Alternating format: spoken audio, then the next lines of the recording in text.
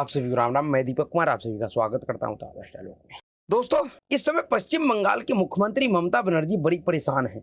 जिस तरीके से इस समय मुख्यमंत्री परेशान है, शायद इससे पहले किसी भी चुनाव में ममता बनर्जी को इस कदर परेशान होते हुए किसी ने नहीं देखा। आखिर क्या कारण है कि जो मुख्यमंत्री हर एक चुनाव से पहले हर एक चुनावी मंच पे ताल ठोक कर कहती थी कि इस बार खेला होवे, वह मुख्यमंत्री लोकसभा चुनाव से पहले इतना परेशान क्यों है? उनके पार्टी के लोग इतना परेशान क्यों है कि वह इलेक्शन कमीशन ऑफ इंडिया के दफ्तर में धरना प्रदर्शन करने पे उतर गए?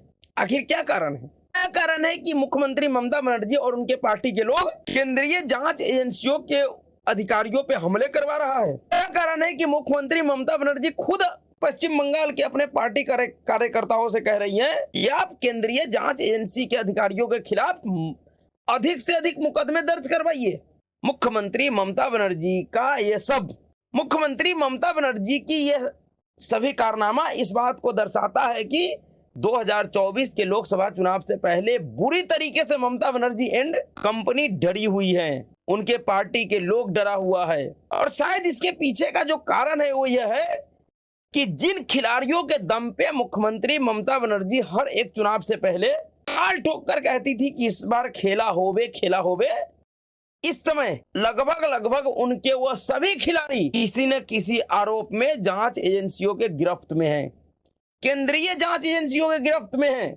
और यही कारण है कि मुख्यमंत्री ममता बनर्जी और उनके पार्टी के लोग इतने हताश और निराश हो गए हैं कि अब अपने हताशा और निराशा में किसी भी एजेंसी के ऊपर हमला करने से पीछे नहीं हटता है। और खास करके तब से जब से संदेश खाली का मामला सामने आया है, क्योंकि मुख्यमंत्री ममता बनर्जी को स्पष्ट समझ में आ गया है कि जिस तरीके से संदेश खाली के मामले ने, जिस तरीके से पश्चिम बंगाल के संदेश खाली के मामला ने देश और दुनिया के मीडिया में छाया है, इसका परिणाम उनको लोकसभा चुनाव में भुगतना पड़ेगा। मुख्यमंत्री ममता बनर्जी का हर एक प्रयास अब यही है पश्चिम बंगाल में ऐसा कोई भी मामला ऊपर ना आ पाए, बाहर ना आ पाए, जो मीडिया के सुर्खियों में बने, जिसे मीडिया सुर्खियां बना सके। और यही कारण है कि पश्चिम बंगाल में अब खुले तौर पे केंद्रीय जांच एजेंसियों के ऊपर हमला हो रहा है। हमला हो नहीं रहा है बल्कि हमला करवाया जा रहा है खुद मुख्यमंत्रियों और उनके पार्टी के द्वारा।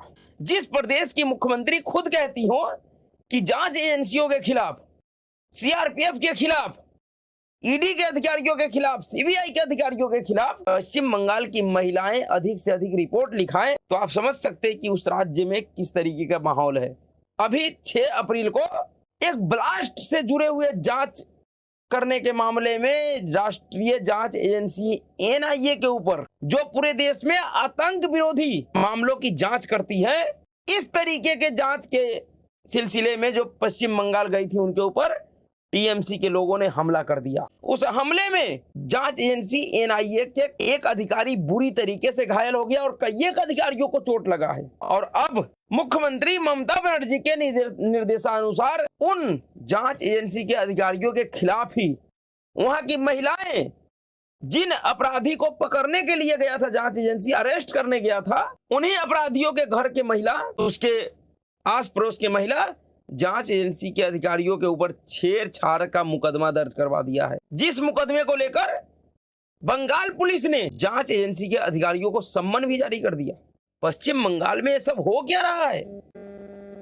इससे पहले भी अगर आपको याद होगा तो राशन घोटाले के मामले में जांच एजेंसी ईडी मनी लॉन्ड्रिंग के केस में 5 जनवरी 2024 को संदेश खाली का जो सरगना था शाहजहां शेख और उनके एक और नेता के घर ठिकाने पे जब छापेमारी करने गया था, तो इसी तरीके से जांच एजेंसी ईडी के अधिकारियों के ऊपर हमला हुआ था। उस हमले में ईडी के कई एक अधिकारी घायल हुए थे और उल्टा बंगाल पुलिस ईडी के अधिकारियों पे ही मुकदमा भी दर्ज कर दिया था। अगर कोलकाता हाई कोर्ट इंटरवेन नहीं करता उस मामले में, तो जांच एजेंसी ईडी के कई एक अधिकारियों को सजा हो जाता, उनको जेल जाना पड़ता, ममता बनर्जी उनको जेल में भेज देती। उसी तरीके का काम इस बार अब एनआईए के अधिकारियों के साथ किया जा रहा है पश्चिम बंगाल में।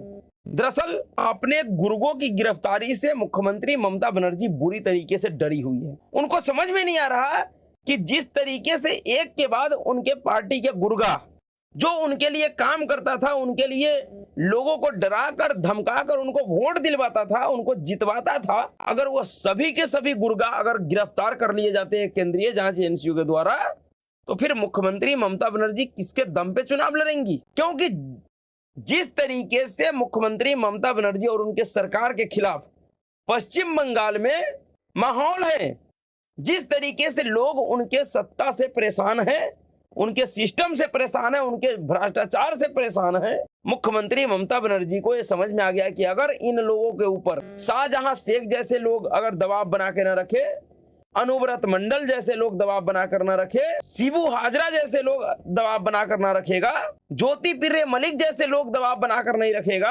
पार्थो चटर्जी और उनके पालतू जो लोग थे वो ऐसे लोग अगर इन लोगों पे दबाव नहीं बनाएगा, इनको डराएगा धमकाएगा नहीं, तो फिर ये लोग टीएमसी को वोट नहीं देंगे।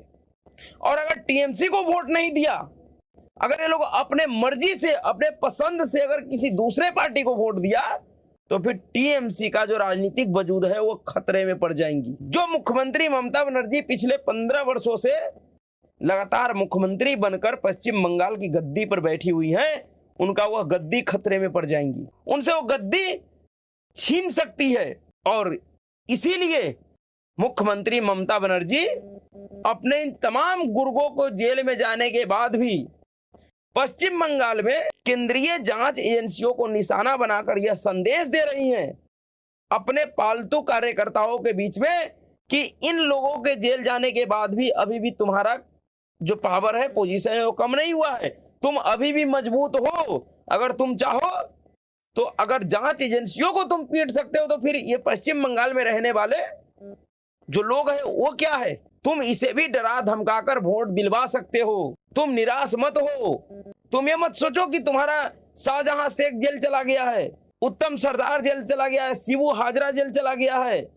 उन लोगों को जेल जाने से तुम्हारे ऊपर कोई फर्क नहीं पड़ता है। तुम लोग अभी भी उतने ही मजबूत हो जितना मजबूत तुम शाहजहां शेख के रहते हुए थे। अभी भी तुम संदेश खाली के महिलाओं को डरा सकते हो, धमका सकते हो। तुम पश्चिम बंगाल में रहने वाले हिंदुओं को डरा सकते हो, धमका सकते हो, उनको पीट सकते हो, जिससे वह डर के मारे भय से ग्रसित होकर हमें वोट देगा। उनके पास कोई विकल्प नहीं बचना चाहिए। केंद्रीय जांच एजेंसियों पे हमला करवाकर सीधे सीधे उन गुर्गों को मुख्यमंत्री ममता बनर्जी और उनके पार्टी के लोग ये संदेश देना चाह रही है। नहीं तो भला ऐसा कैसे हो सकता है कि केंद्रीय जांच एजेंसी जिसके नाम से अच्छे अच्छे गुंडों का, बड़े से बड़े अपराधियों का पैंट गीला हो जाता है, उन जांच एजेंसियों के अधिकारियों पे कोई आम नागरिक हमला कर देगा जिसका उससे कोई लेना देना नहीं है। इस देश में एनआईए का जो एक्शन है वो लगातार जारी रहता है और एनआईए सिर्फ उन्हीं लोगों को गिरफ्तार करती है, उन्हीं के ऊपर कार्रवाई करती है जो देश विरोधी कार्य में शामिल होता है, जो देश में अराजकता, दंगा और हिंसा करवाने का प्रयास करता है।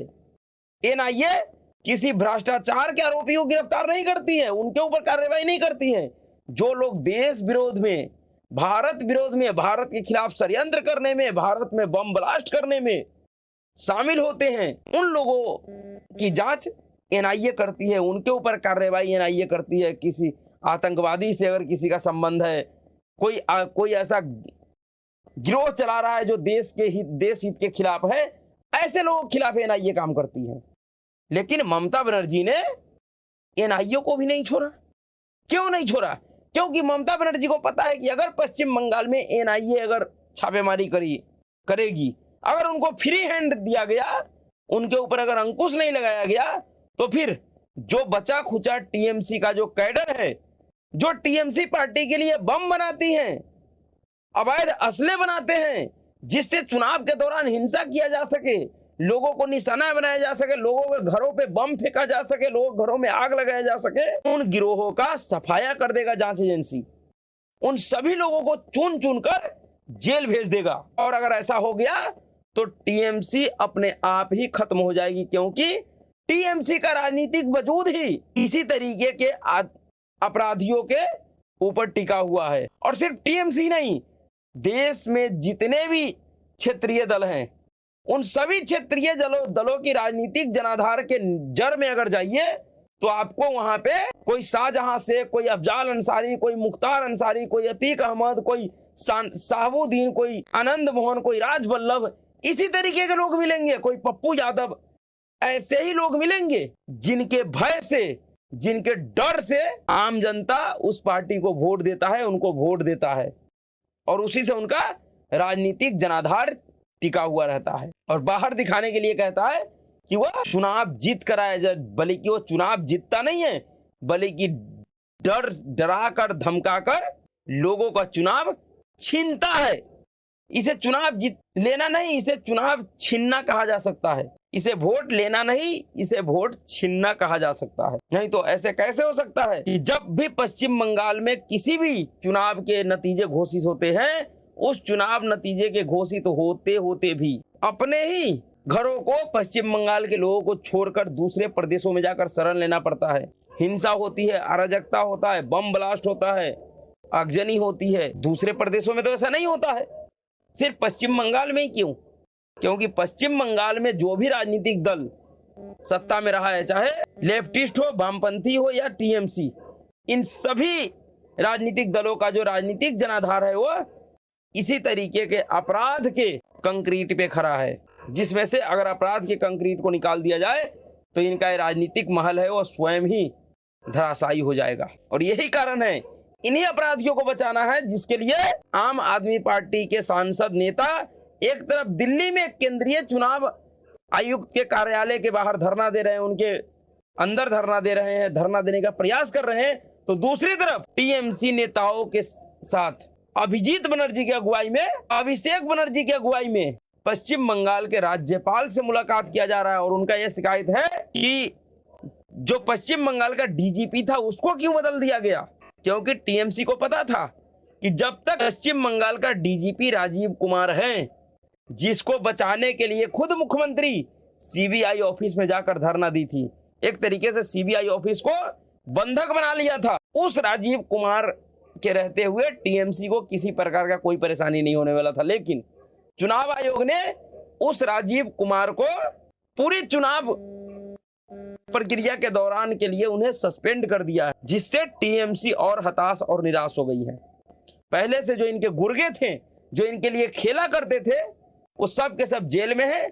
और जो इनका एक कानूनी गुर्गा बचा हुआ था, एक कानूनी पद पे बैठने वाला व्यक्ति, उसको भी चुनाव आयोग ने सस्पेंड कर दिया। तो टीएमसी और मुख्यमंत्री ममता बनर्जी का बौखलाना स्वाभाविक है, क्योंकि उनको लग रहा है कि इस बार के लोकसभा चुनाव में किसी भी तरीके से उनको सहायता मिलता हुआ नहीं दिख रहा है। ना तो जो उनके गुंडे बदमाश पाले हुए थे वो उनको सहायता पहुंचाता हुआ दिखाई दे रहा है, और ना ही जो कानूनी व्यवस्था में जो बैठे हुए उनके गुर्गे थे उनके तरफ से कोई सहायता मिलता हुआ दिख रही है। इसलिए मुख्यमंत्री ममता बनर्जी हो या टीएमसी के अनेक नेता हो, वो सब के सब केंद्रीय जांच एजेंसियों के खिलाफ कभी चुनाव आयोग को ज्ञापन दे रहा है, तो कभी सुप्रीम कोर्ट में जा रहा है, तो कभी उन अधिकारियों के ऊपर हमले करवा रहा है, तरह तरह के षड्यंत्र आजमा रहा है। लेकिन इस बार लोकसभा चुनाव में ममता बनर्जी का किसी भी तरीके का कोई षड्यंत्र चलने वाला नहीं है।